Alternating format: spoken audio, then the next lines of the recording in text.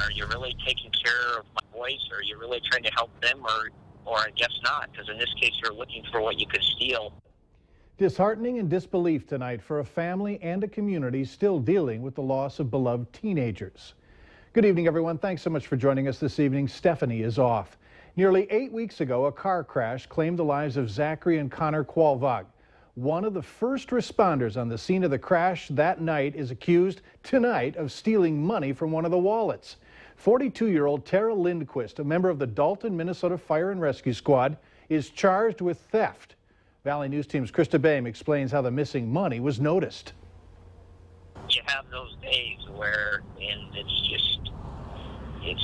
you're just sad, you're disappointed. Mornings are the hardest, and the days drag on for the parents of two talented and kind-hearted young boys. Your kids are your future, and our future's been taken away, and that's what's tough to go on. A future snatched away from the Qualvogs, losing Zachary and Connor to a crash. Already an unthinkable struggle, Ray learned hundreds of dollars was missing from his son's belongings he got back a day after the accident. I'm sad but disappointed because people have been so nice. A community has rallied behind them, including those who responded to the scene. But a person with their son's lives in their hands chose to take even more from them. When you respond to an accident, I would hope your total time, attention, energy, efforts, physical, mental, is to help the victims, not look around for what you can steal. A job that wasn't fully done that day. That makes Ray wonder. If you've done it to these boys, who else have you done it to? A responder responsibility that is tough to hear was destroyed for others who work so hard to save lives every day. That thought is typically not there. The first number one rule is to take care of your patient. You're not just treating the patient, you're treating the family. The Qualvog family, who have been left broken. We don't have anything left, so that's why it's tough. There were 4 kids in all involved in the crash. All were said to have received $100 bills. Ray thinks upwards of $1,000 could have been taken. Lindquist admitted to authorities that she took money, but claims it's only $120. Money she says she used to pay a utility bill. Mike? Thanks, Krista. Also in court documents, Tara Lindquist says she picked up one of the wallets that was found along the edge of the interstate near the crash. In other news tonight, nearly 350 people in the Fargo, West Fargo area and 100 in Grand Forks. That's how many people Lutheran Social Services says will have resettled by the end of September. The agency says in an email that pressure from the White House means that they're ramping up efforts and expect about 60 people a month to come to the area over the next 2 months. LSS says the area already has the resources in place to accommodate the increase. The organization also says there's a number of steps a refugee must go through before applying for resettlement. They go through security screens, they go through health screens, there are background checks. It's a pretty lengthy interview process. According to Lutheran Social Services website, the federal government decides where to send refugees based on job and housing availability, among other criteria. An autopsy released today from the Minnesota Department of Health shows the death of an Alexandria, Minnesota teen earlier this summer was not related to a rare waterborne amoeba. Doctors originally thought the 14-year-old died from a severe brain infection caused by the amoeba. They believed he was infected after swimming in Lake Minnewaska in Glenwood. Now they're saying the meningitis he died from was likely related to a skateboard accident that started a leak in his spinal cord. The teenager and his family were not aware of the extent of his injuries from that accident. A 26-year-old woman is dead after a tragic boat crash near Devil's Lake over the past weekend, leaving many in disbelief. April Stenger was born in Frazee, Minnesota, graduated from MSUM, and later moved to Park Rapids. We talked with a co-worker at Roadhouse Bar and Grill where April worked for several years. Between tears, he told us April always had a smile on her face, something friends say they'll never forget. I tell you what, if we could all live like she lived, people would be a lot happier. The thing I took away from it is, like I said, you never know when you're not going to see somebody again. Make sure that everybody knows how much you appreciate them.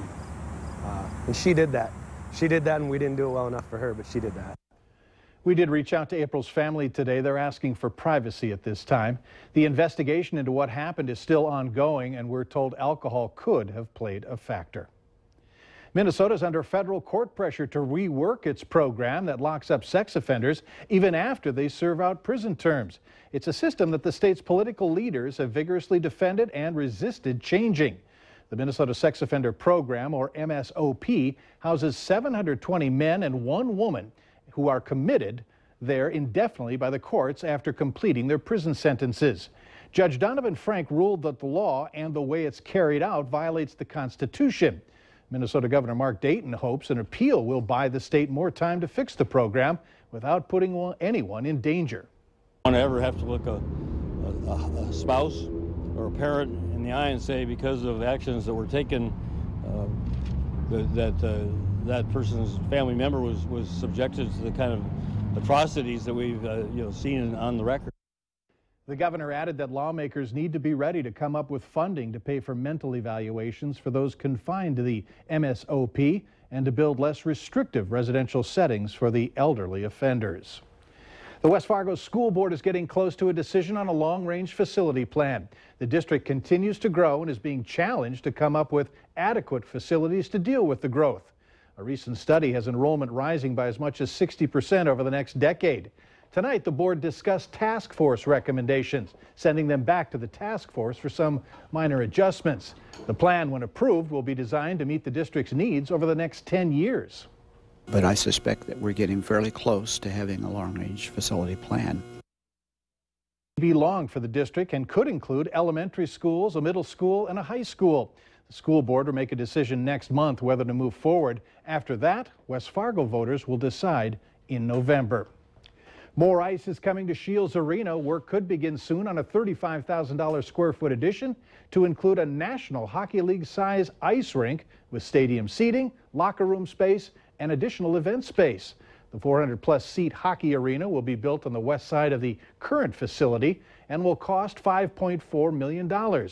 Private donations will be used to pay for the addition. A 10-year use agreement with Fargo and West Fargo Youth Hockey Associations will cover operating expenses. Construction is planned to wrap up mid to late spring. Lawmakers are talking train safety and convenience in Minnesota in hopes of getting state funding for a Moorhead underpass.